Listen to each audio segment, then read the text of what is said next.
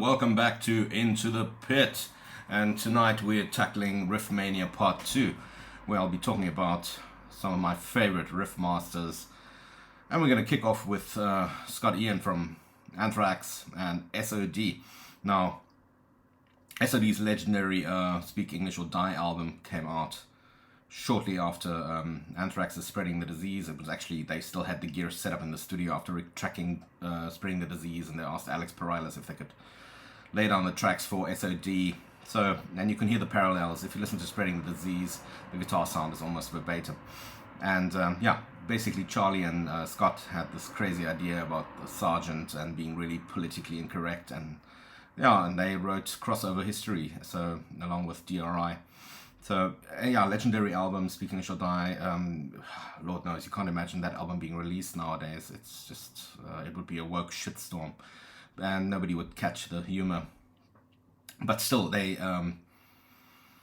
the riffs on this album are like bordering on Rain in Blood, really aggressive, very fast. I mean, it was the most intense thing back then for us. And I just picked out some of my favorite riffs from that album, and I hope you enjoyed them too, so check it out.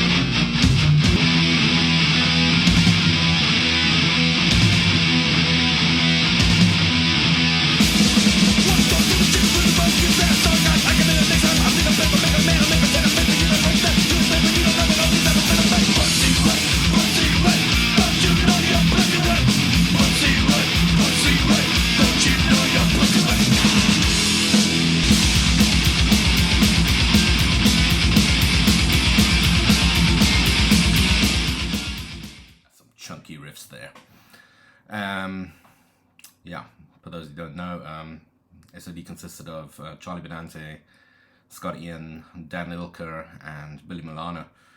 Dan Lilker moving on to form Nuclear Assault, having been part of the original Anthrax lineup, and later on forming Brutal Truth. So really a cool musician there. Anthrax obviously still retaining Scott Ian and Charlie Benante. Billy Milano went on to form m.o.d. and released various albums, but lately we haven't heard much from him. Well, it's time to move on to the next band. Now this band probably produced one of the best, if not the technically best debut album out of the Bay Area thrash times, with their album Forbidden Evil. We're talking about obviously Forbidden, and wow, the riffage on this album is amazing. It is really stellar musicianship, picking that you just don't do in down picking. You have to play this stuff tremolo picking. It's impossible. The musicianship on this is way beyond what regular thrash bands do. they've really set a milestone with this record. This is still my favorite by Forbidden, and followed closely by the second album, Twisted Into Form.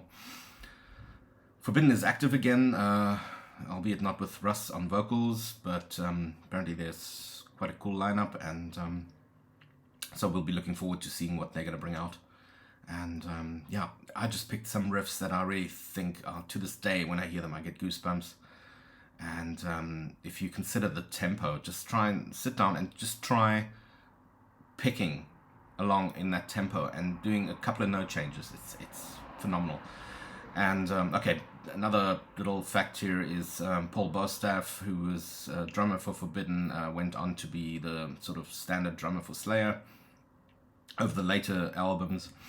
And Craig Lucicero, the guitarist, had various other bands after Forbidden, but he is most known for his time with the thrash legend from the Bay Area.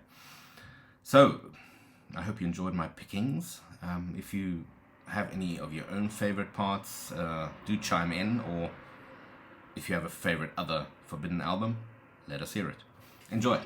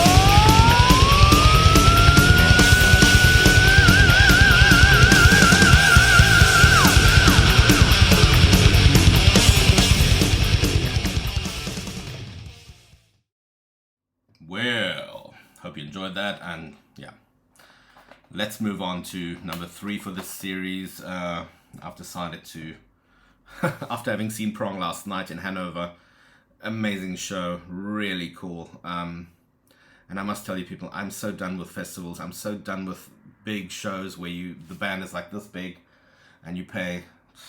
I mean, to see the band, I would not go to a Metallica show, for instance. Why?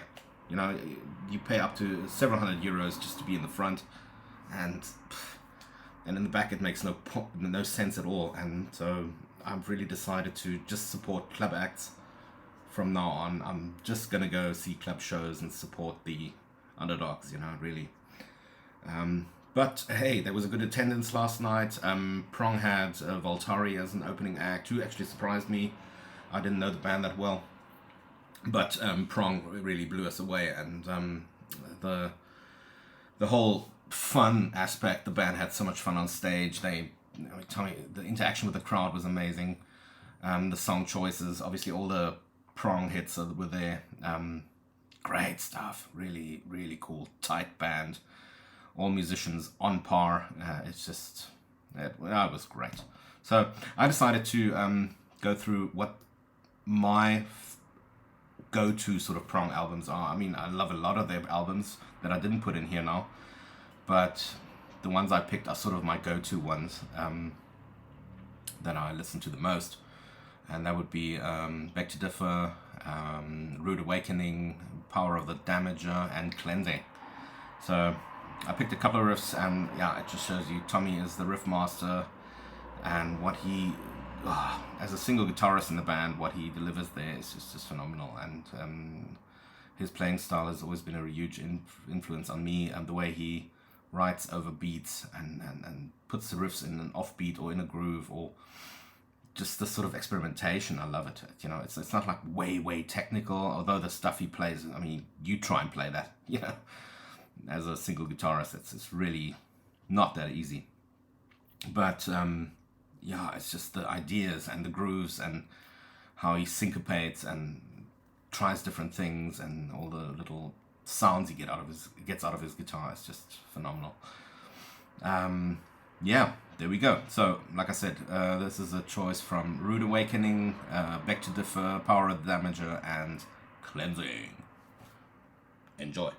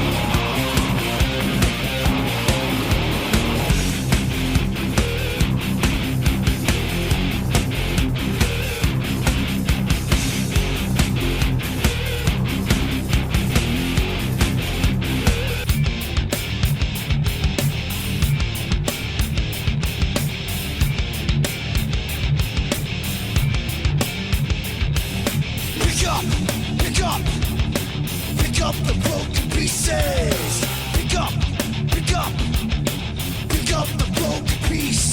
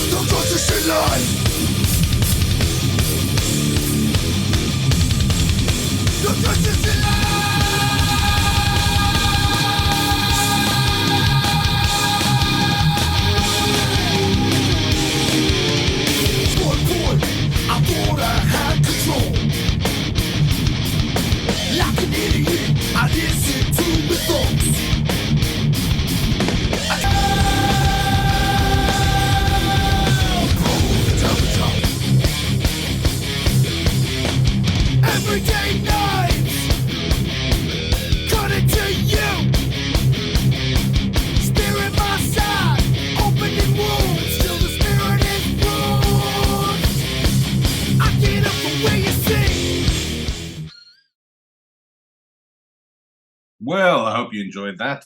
If you like this series, there will be a next one, part 2. Do let me know, and give me your suggestions as well of what you think are the best thrash riffs out there. So enjoy, and if you feel like supporting my channel, there's a link below. If you want to support me via PayPal, it really helps me because a lot of time goes into these videos. So anyway, keep thrashing.